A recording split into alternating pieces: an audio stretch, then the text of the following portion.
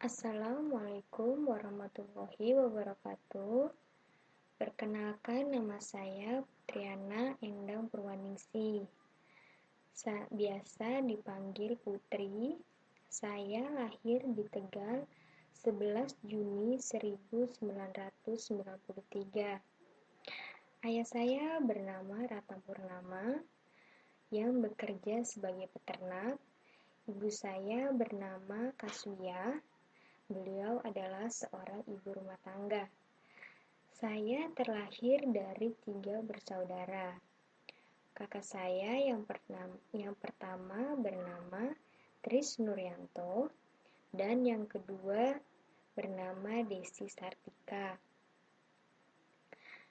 Kesibukan saya saat ini adalah sebagai salah satu mahasiswa di kampus IKMI Rizkina. Semester akhir jurusan akuntansi komputer. Yang kedua, kesibukan saya saat ini sebagai salah satu karyawan di perusahaan yang bergerak di bidang minibox di PT Unibox Persada di bagian Staff Administration and Financial. Adapun tujuan dari pembuatan video ini adalah sebagai salah satu syarat untuk UKOM. Kali ini saya akan menjelaskan materi tentang akar keterpurukan bangsa Indonesia dan solusinya. Dan saya akan mengambil tema tentang korupsi. Seringkali kita mendengar kata korupsi. Korupsi ada di sekeliling kita. Mungkin terkadang kita tidak menyadari itu. Korupsi bisa terjadi di rumah, sekolah, masyarakat, maupun di instansi tertinggi seperti pemerintahan. Mereka yang melakukan korupsi terkadang menganggap remeh.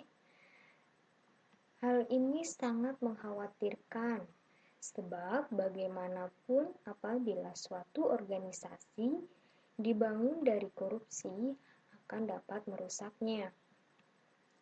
Korupsi saat ini sudah menjadi budaya dan hampir di semua lapisan masyarakat. Ada yang melakukan korupsi baik dalam skala kecil maupun skala besar. Tetapi tidak hanya saat ini saja. Dahulu, pada masa Orde Baru, penyakit korupsi ini sudah menjangkit bangsa Indonesia. Saat itu sangat memprihatinkan, karena berkembangnya budaya korupsi, kolusi, dan nepotisme yang mengakar dan menjangkit para pejabat pemerintah negara, sehingga konsekuensinya identitas nasional pada saat itu dikenal dengan bangsa yang korup. Pancasila yang seharusnya sebagai sumber nilai, dasar moral dan etika bagi bangsa Indonesia dan aparat pelaksana negara dalam kenyataannya digunakan sebagai alat legitimasi politik.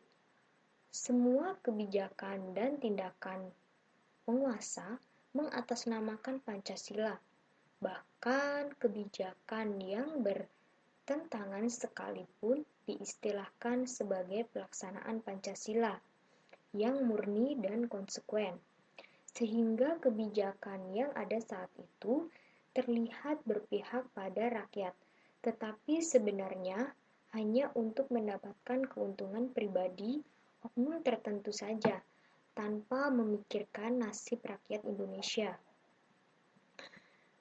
Korupsi berasal dari bahasa Latin, corruptio dari kata kerja corrumper, yang artinya busuk, rusak, menggoyahkan, memutar balik, menyogok. Menurut Transparency International adalah perilaku pejabat publik, baik politikus, politisi, maupun pegawai negeri, yang secara tidak wajar dan tidak legal memperkaya diri atau memperkaya mereka yang dekat dengannya, dengan menyalahgunakan kekuasaan publik yang dipercayakan kepada mereka. Korupsi adalah penyelewengan atau penyalahgunaan uang negara, perusahaan, untuk kepentingan pribadi atau orang lain, menurut KBRI tahun 2002. Sedangkan menurut Century tahun 1993, korupsi adalah penyalahgunaan kekuasaan pemerintah untuk keuntungan pribadi. Secara hukum, pengertian korupsi adalah tindak pidana sebagaimana dimaksud dalam ketentuan peraturan perundang-undangan yang mengatur tentang tindak pidana korupsi. Pengertian korupsi lebih ditekankan pada pembuatan yang merugikan kepentingan publik atau masyarakat atau kepentingan pribadi atau golongan. Korupsi, kolusi, dan nepotisme. Korupsi yaitu penyelewengan kewajiban yang bukan hak kita. Kolusi adalah perbuatan yang jujur, misalnya memberikan pelicin agar bisa masuk kerja. Sedangkan nepotisme adalah mendahulukan orang dalam atau keluarga dalam menempati suatu jabatan. Dari sudut pandang hukum, tindak pidana korupsi secara garis besar mencangkup unsur-unsur perbuatan melawan hukum, penyalahgunaan kewenangan, merugikan keuangan negara atau perekonomian negara. Ciri-ciri orang yang melakukan korupsi adalah yang pertama, melibatkan lebih dari satu orang. Setiap perbuatan korupsi tidak mungkin dilakukan sendirian, pasti melibatkan lebih dari satu orang. Bahkan pada perkembangannya, acap kali dilakukan secara bersama-sama. Hal ini dilakukan untuk menyulitkan pengusutan. Yang kedua, serba kerahasiaan. Meski dilakukan bersama-sama, korupsi dilakukan dalam koridor kerahasiaan yang sangat ketat. Masing-masing pihak yang terlibat akan bersama-sama berusaha semaksimal mungkin untuk menutupi apa yang telah dilakukan. Yang ketiga, melibatkan elemen perizinan dan keuntungan timbal balik.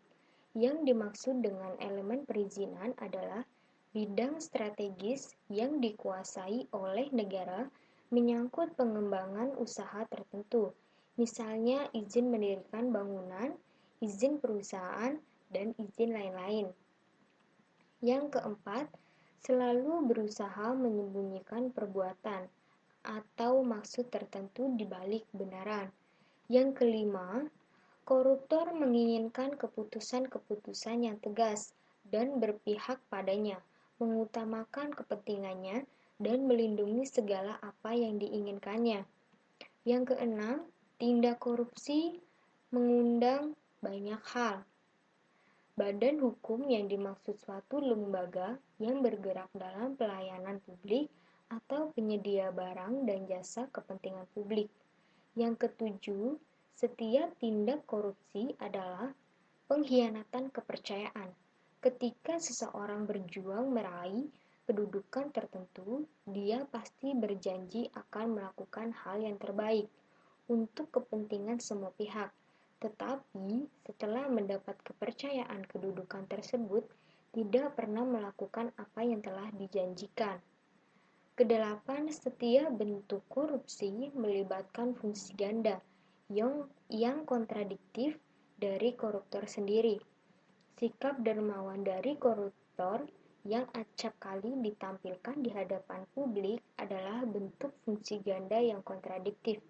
Di satu pihak, sang koruptor menunjukkan perilaku menyembunyikan tujuan untuk menyeret semua pihak untuk ikut bertanggung jawab di pihak lain. Dia menggunakan perilaku tadi untuk meningkatkan posisi tawarannya. Banyak faktor yang menyebabkan seseorang korupsi. Ada berbagai faktor yang menyebabkan seseorang melakukan korupsi, di antaranya yang pertama, rendahnya iman dan moral yang dimiliki seorang pemegang kekuasaan publik, sehingga mudah terpengaruh dan tergoda untuk melakukan praktik korupsi. Yang kedua, kurang tegasnya peraturan perundang-undangan. menekan atau memberantas korupsi, kolusi, dan nepotisme, serta sanksi yang kurang tegas bagi pelaku KKN, sehingga tidak menimbulkan efek jera dan tidak mencegah munculnya koruptor-koruptor baru.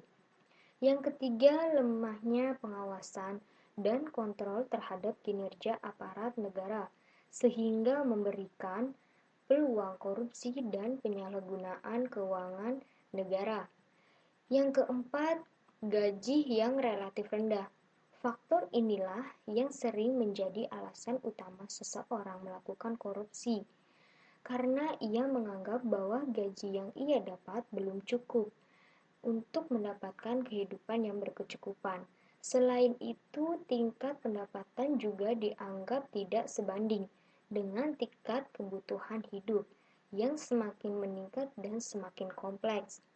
Yang kelima, rendahnya pengetahuan dan partisipasi masyarakat dalam hal kontrol kinerja aparat pemerintah, serta kebijakan-kebijakan yang diambil sehingga rentan penyelewengan kekuasaan oleh oknum-oknum yang tidak bertanggung jawab. Yang keenam, budaya korupsi yang sudah berkembang di masyarakat. Warisan budaya korupsi yang sudah sejak zaman kolonial yang terus berlanjut hingga masa pasca Indonesia merdeka, bahkan hingga era reformasi, menjadikan korupsi semakin sulit untuk diberantas secara menyeluruh. Yang ketujuh, tidak adanya rasa nasionalisme dalam diri pejabat publik dan lain-lain. Yang kedelapan, kemiskinan. Keinginan yang berlebihan tanpa disertai introspeksi diri atas kemampuan dan modal yang dimiliki mengantarkan seseorang untuk cenderung berbuat melakukan apa saja yang dapat mengangkat derajatnya. Atas keinginan yang berlebihan ini, orang akan menggunakan kesempatan untuk mengeruk keuntungan yang sebesar-besarnya. Yang kesembilan, tidak adanya hukum yang keras, seperti hukuman mati, seumur hidup, atau dibuang ke Pulau Nusa Kambangan. Hukuman seperti itulah yang diperlukan untuk menuntaskan tindak korupsi. Dampak negatif yang ditimbulkan oleh adanya korupsi adalah terhadap demokrasi. Korupsi menunjukkan tantangan serius terhadap pembangunan. Di dalam dunia politik, korupsi mempersulit demokrasi dan tata pemerintah yang baik, good governance, dengan cara menghancurkan proses formal. Korupsi di pemilihan umum dan di badan legislatif mengurangi akuntabilitas dan perwakilan di pembentukan kebijaksanaan. Korupsi di bidang pengadilan menghentikan ketertiban umum, menghentikan ketertiban hukum, dan korupsi di pemerintahan publik menghasilkan ketidakseimbangan dalam pelayanan masyarakat. Secara umum, korupsi mengkikis kemampuan institusi dari pemerintah karena pengabaian prosedur, penyedotan sumber daya, dan pejabat diangkat atau dinaikkan jabatan bukan karena prestasi. Pada saat yang bersamaan, korupsi mempersulit legitimasi pemerintah dan nilai demokrasi, seperti kepercayaan dan toleransi. Dalam bidang perekonomian, korupsi juga sangat merugikan. Korupsi juga mempersulit pembangunan ekonomi dan mengurangi kualitas pelayanan pemerintah. Korupsi juga mempersulit pembangunan ekonomi dengan membuat distorsi dan ketidakefisienan yang tinggi dalam sektor privat. Korupsi meningkatkan ongkos kinerja niaga karena kerugian dari pembayaran ilegal, ongkos manajemen dalam negosiasi dengan pejabat korup, dan risiko pembatalan perjanjian atau karena penyelidikan. Walaupun ada yang menyatakan bahwa korupsi mengurangi ongkos kinerja niaga dengan mempermudah birokrasi, konsensus yang baru muncul berkesimpulan bahwa ketersediaan sogokan menyebabkan pejabat untuk membuat aturan-aturan baru dan hambatan mengacaukan lapangan perniagaan. Perusahaan yang memiliki koneksi dilindungi dari persaingan dan sebagai hasilnya mempertahankan perusahaan-perusahaan yang tidak efisien. Korupsi menimbulkan distorsi atau kekacauan di dalam sektor publik dengan mengalihkan investasi publik ke proyek-proyek masyarakat yang mana sogokan dan upah tersedia lebih banyak. Pejabat mungkin menambah kompleksitas proyek masyarakat untuk menyembunyikan praktek korupsi yang akhirnya menghasilkan lebih banyak bangunan lingkungan hidup atau aturan-aturan lain korupsi. Korupsi juga mengurangi kualitas pelayanan pemerintah dan infrastruktur negara dan menambahkan tekanan-tekanan terhadap anggaran pemerintah. Terhadap kesejahteraan umum negara, korupsi juga berdampak negatif. Korupsi politis ada di banyak negara dan memberikan ancaman besar bagi warga negaranya. Korupsi politisi berarti kebijaksanaan pemerintah seiring menguntungkan pemberi sogok, bukannya rakyat luas. Satu contoh lagi adalah bagaimana politikus membuat peraturan yang melindungi perusahaan besar, namun merugikan perusahaan-perusahaan kecil. Politikus-politikus atau probisnis ini hanya mengembalikan pertolongan kepada perusahaan besar yang memberikan sumbangan besar kepada kampanye pemilu mereka. Akibat dari korupsi itu sendiri, berkurangnya kepercayaan masyarakat terhadap pemerintah, berkurangnya kewibawaan pemerintah dalam masyarakat, dan menurunnya pendapatan negara. Pengalaman Pancasila terhadap kasus korupsi yang ada di Indonesia menunjukkan nyata dan jelas wujud pengamalan kelima sila itu tertuang pada naskah pedoman pengamalan Pancasila yang terlampir dari Tab nomor 2 MPR tahun 1978 yang disarikan isi dari naskah tersebut. Sila ke-1, ketuhanan yang Maha Esa. Bangsa Indonesia menyatakan kepercayaan dan ketakwaannya kepada Tuhan Yang Maha Esa, mengembangkan sikap hormat menghormati dan bekerja sama antar pemeluk agama dan penganut kepercayaan yang berbeda-beda terhadap Tuhan Yang Maha Esa.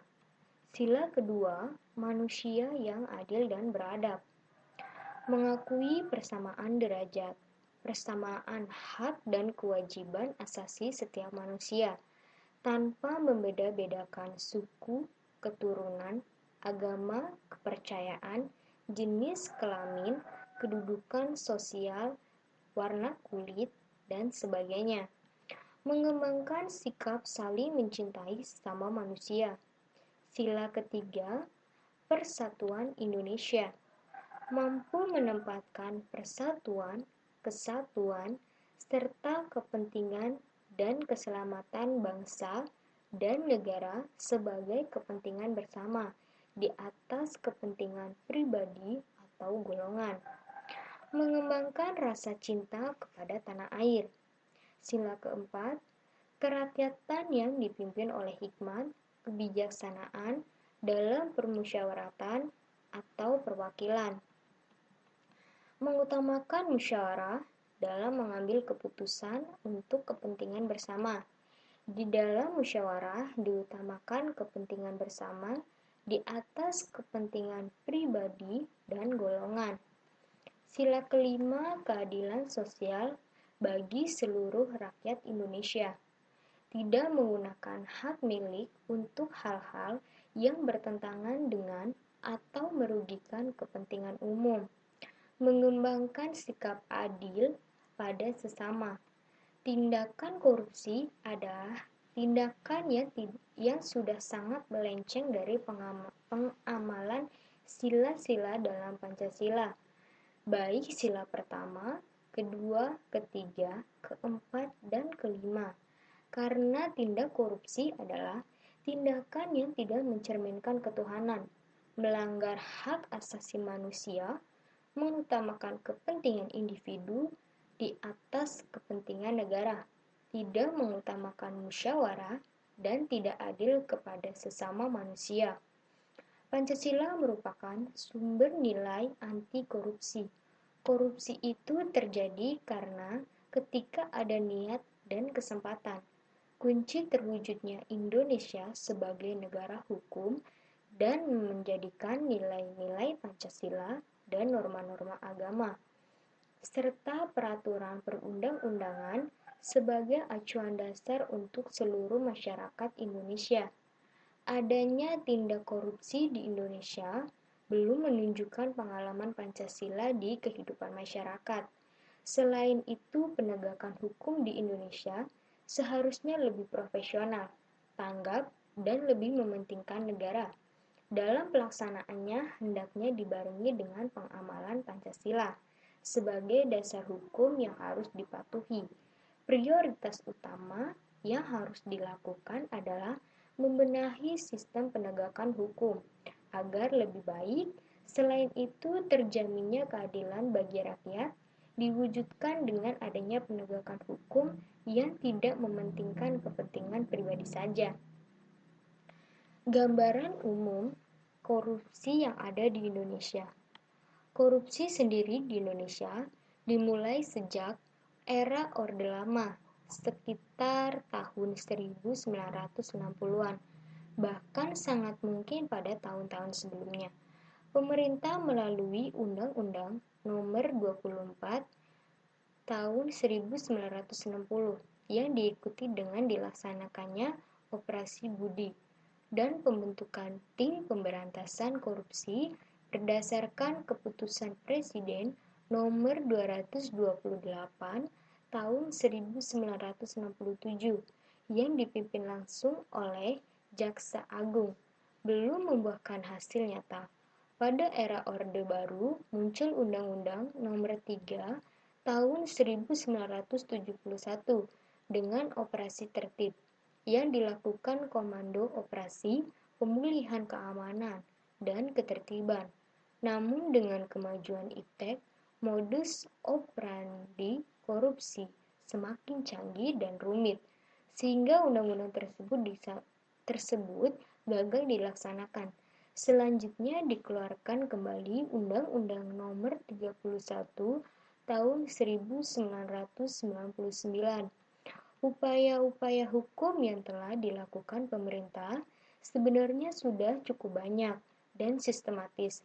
Namun korupsi di Indonesia semakin banyak sejak akhir tahun 1997 saat negara mengalami krisis politik, sosial, kepemimpinan, dan kepercayaan yang pada akhirnya menjadikan krisis multidimensi. Gerakan reformasi yang menumbangkan rezim Orde Baru menuntut antara lain ditegakkannya supremasi hukum dan pemberantasan korupsi, kolusi, dan nepotisme. Tuntutan tersebut akhirnya dituangkan dalam Ketetapan MPR Nomor 4 garis miring MPR garis miring tahun 1999 dan Undang-Undang Nomor 28 tahun 1999 tentang penyelenggaraan negara yang bersih dan bebas dari KKN. Peran serta pemerintah dalam memberantas korupsi. Partisipasi dan dukungan dari masyarakat sangat dibutuhkan dalam mengawali upaya-upaya pemerintah melalui KPK dan aparat hukum lainnya. KPK yang ditetapkan melalui Undang-Undang Nomor 30 Tahun 2002 tentang Komisi Pemberantasan Tindak Pidana Korupsi untuk mengatasi, menanggulangi, dan memberantas korupsi merupakan komisi independen yang diharapkan mampu menjadi martir bagi para pelaku tindak KKN. Adapun agenda dari KPK adalah Pertama, membangun kultur yang mendukung pemberantasan korupsi. Kedua, mendorong pemerintah melakukan reformasi publik sektor dengan mewujudkan good governance. Yang ketiga, membangun kepercayaan masyarakat. Yang keempat, mewujudkan keberhasilan penindakan terhadap pelaku korupsi besar. Yang kelima, memacu aparat hukum lain untuk memberantas korupsi yang ada di Indonesia. Upaya yang dapat ditempuh dalam pemberantasan korupsi adalah ada beberapa upaya yang dapat ditempuh dalam memberantas tindak korupsi di Indonesia, antara lain yang pertama, upaya pencegahan atau preventif. Yang kedua, upaya penindakan atau kuratif. Yang ketiga, upaya edukasi masyarakat atau mahasiswa. Yang keempat, upaya edukasi LSM, lembaga swadaya masyarakat. Yang pertama, upaya pencegahan atau preventif. Pertama, menanamkan semangat nasional yang positif dengan mengutamakan pengabdian pada bangsa dan negara melalui pendidikan formal, informal, dan agama. Yang kedua, melakukan penerimaan pegawai berdasarkan prinsip keterampilan teknis.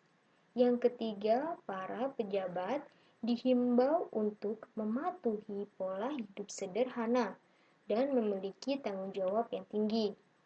Yang keempat, para pegawai selalu diusahakan kesejahteraan yang memadai dan ada jaminan masa tua. Yang kelima, menciptakan aparatur pemerintahan yang jujur dan disiplin kerja yang tinggi. Yang keenam, sistem keuangan dikelola oleh para pejabat yang memiliki tanggung jawab etis tinggi dan dibarengi sistem kontrol yang efisien. Yang ketujuh, melakukan pencatatan ulang terhadap kekayaan pejabat yang mencolok. Yang kedelapan, berusaha melakukan reorganisasi dan rasionalisasi organisasi pemerintahan melalui penyederhanaan jumlah departemen beserta jabatan di bawahnya. Yang kedua, upaya penindakan atau kuratif. Upaya penindakan yaitu dilakukan kepada mereka yang terbukti melanggar dengan diberikan peringatan, dilakukan pemecatan tidak terhormat, dan dihukum pidana.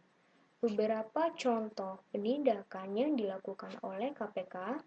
Yang pertama, dugaan korupsi dalam pengadaan helikopter jenis ML-2 merek Rostov, Rusia, milik Pemda Nanggau Aceh Darussalam tahun 2004. Kedua, penahanan Konsul Jenderal RI di Johor Bahru, Malaysia. Ia diduga melakukan pungutan liar dalam pengurusan dokumen keimigrasian. Yang ketiga, dugaan korupsi dalam proyek program pengadaan busway pada Pemda DKI Jakarta tahun 2004. Yang keempat, dugaan penyalahgunaan jabatan dalam pembelian tanah yang merugikan negara hingga 10 miliar lebih tahun 2004. Yang kelima, dugaan korupsi pada penyalahgunaan fasilitas preshipment dan placement di deposito dari BI kepada PT Texmaco Group melalui BNI tahun 2004. Yang keenam, kasus korupsi dan penyuapan anggota KPU kepada tim audit BPK tahun 2005. Kasus penyuapan Panitera Pengadilan Tinggi Jakarta tahun 2005. Kasus penyuapan Hakim Agung dalam perkara Probo Sutejo. Menetapkan seorang bupati di Kalimantan Timur sebagai tersangka dalam kasus korupsi Bandara Loa Kolu yang diperkirakan merugikan negara sebesar 15,9 miliar pada tahun 2004. Upaya edukasi masyarakat atau mahasiswa. memiliki tanggung jawab guna melakukan partisipasi politik dan kontrol sosial terkait dengan kepentingan publik, tidak bersikap apatis dan acuh tak acuh, melakukan kontrol sosial pada setiap kebijakan mulai dari pemerintah desa hingga tingkat pusat atau nasional, membuka wawasan seluas-luasnya, pemahaman tentang penyelenggaraan pemerintah negara dan aspek-aspek hukumnya, mampu memposisikan diri sebagai subjek pembangunan dan berperan aktif dalam setiap pengambilan keputusan untuk kepentingan masyarakat luas. Upaya edukasi LSM atau Lembaga Swadaya Masyarakat Indonesia Corruption Watch adalah organisasi non-pemerintah yang mengawasi dan melaporkan kepada pihak publik mengenai korupsi di Indonesia dan terdiri dari sekumpulan orang yang memiliki komitmen untuk memberantas korupsi melalui usaha pemberdayaan masyarakat untuk terlibat melawan praktik korupsi. ICW lahir di Jakarta pada tanggal 21 Juni 1998 di tengah-tengah gerakan reformasi yang menghendaki pemerintahan pasca Soeharto yang bebas korupsi. Transparansi Internasional atau TI adalah organisasi internasional yang bertujuan memerangi korupsi politik dan didirikan di Jerman. Sebagai organisasi nirlaba, sekarang menjadi organisasi non-pemerintah yang bergerak menuju organisasi yang demokratik. Publikasi tahunan oleh TI yang terkenal adalah Laporan Korupsi Global, Survei TI Indonesia yang membentuk Indeks Persepsi Korupsi Indonesia 2004 menyatakan bahwa Jakarta sebagai kota terkorup di Indonesia, disusul dengan Surabaya, Medan, Semarang, dan Batam. Sedangkan survei TI pada tahun 2005, Indonesia berada di posisi ke-6 negara terkorup di dunia. IPK Indonesia adalah 2,2 sejajar dengan Azerbaijan, Kamerun, Ethiopia, Irak, Libya, dan Uzbekistan, serta hanya lebih baik dari Kongo, Kenya, Pakistan, Paraguay, Somalia, Sudan, Angola, Nigeria, Haiti, dan Myanmar. Sedangkan Islandia adalah negara yang terbebas dari korupsi. Bahkan di masyarakat atau para pemerintah atau pengamat masalah korupsi banyak memberikan pemikiran dan opini strategis pemberantasan korupsi secara preventif maupun secara represif.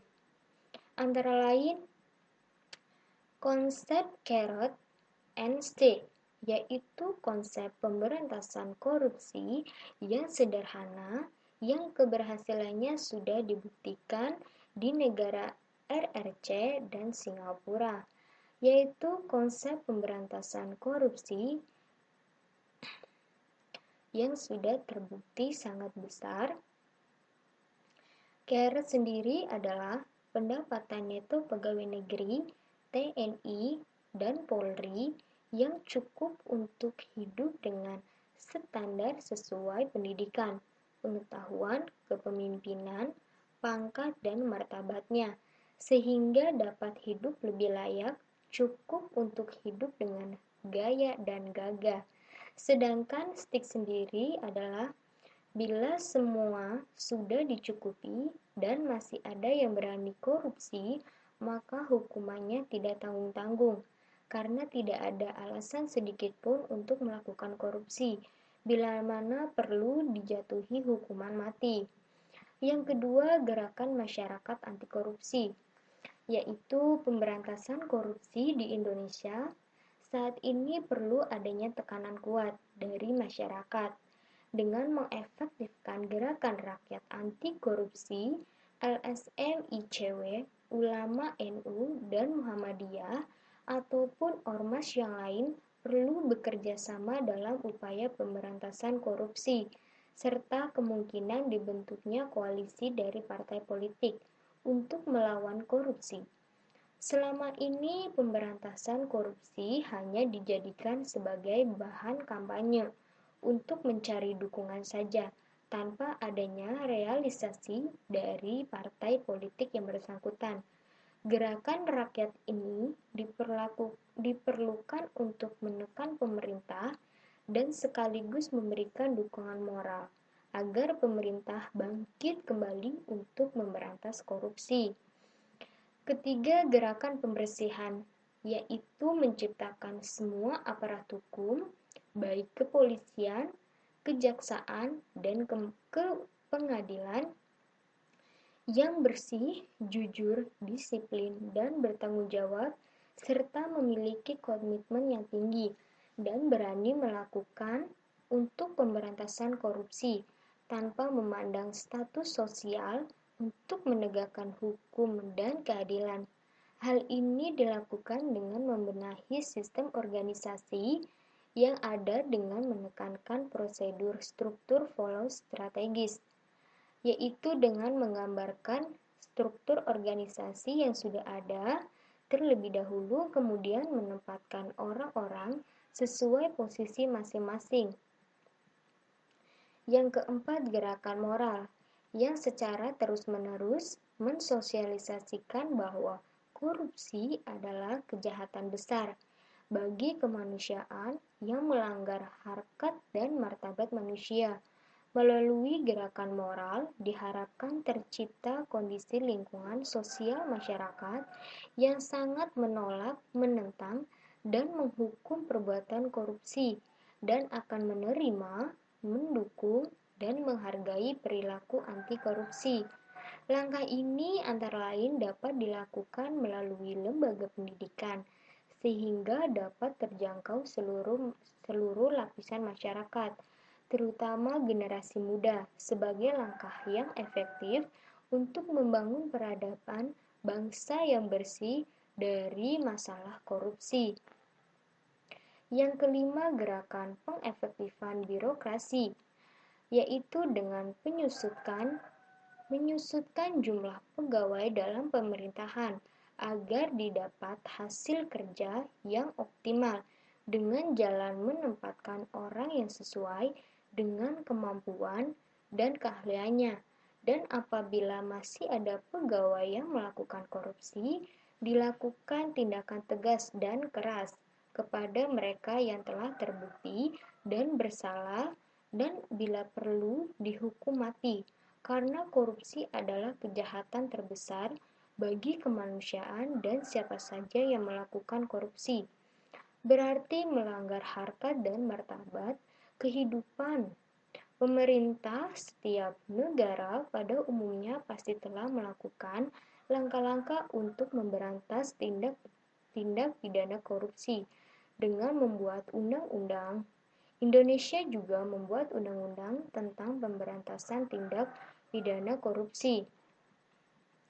Untuk itu, sebenarnya usaha yang paling efektif untuk memerangi korupsi di Indonesia adalah hukum yang tegas juga diperlukan untuk menjerat para tikus berdasi yang mencuri hak rakyat. Kombinasi antara semua aspek yang telah disebutkan adalah upaya sempurna untuk memerangi masalah korupsi di Indonesia. Gunnar Myrdal berpendapat bahwa jalan untuk memberantas korupsi adalah menaikkan gaji pegawai rendah dan menengah, menaikkan moral pegawai tinggi, legislasi pemungutan liar menjadi pendapatan resmi dan legal. Solusi pemberantasan korupsi yang pertama adalah merubah perilaku dan sifat-sifat yang buruk dari diri kita sendiri, agar kita jauh dari sifat tidak jujur, tidak amanah, sehingga kita akan jauh dari sifat korupsi. Kedua, menanamkan sikap untuk menghindari korupsi sejak dini, dan pencegahan korupsi dapat dimulai dari hal yang kecil, dalam diri kita sendiri.